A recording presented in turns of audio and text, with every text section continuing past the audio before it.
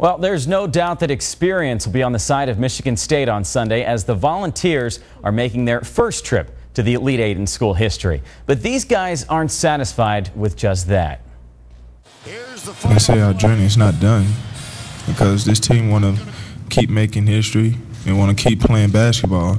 So this team is getting itself ready and prepared for Michigan State. Last night was last night. It's over.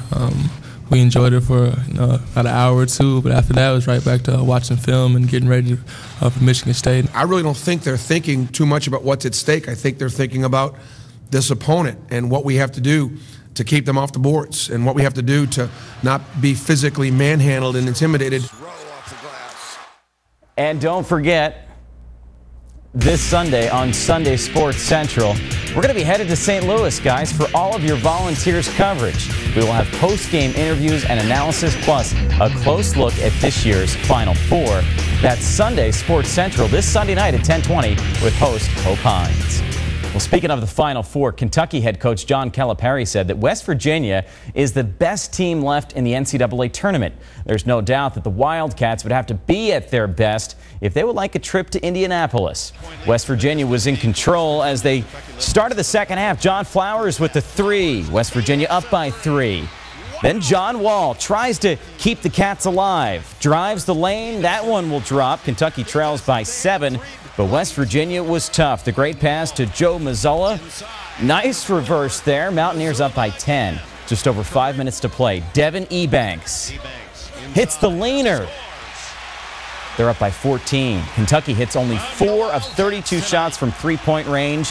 That was the difference as they fall 73-76. West Virginia is headed to the Final Four. It was just one of those days that we wasn't making shots, and usually we win these type of games, but they are a great team, so we couldn't fight our way through it and win. I'm just sad and disappointed that we didn't make it far and the goals that we reached as a team. And I'm just gonna sit back and enjoy the rest of my college career. West Virginia played a great game tonight. They outplayed us tonight. It was some loose balls that we should have got. We were bad on defense tonight, and they outplayed us and we lost.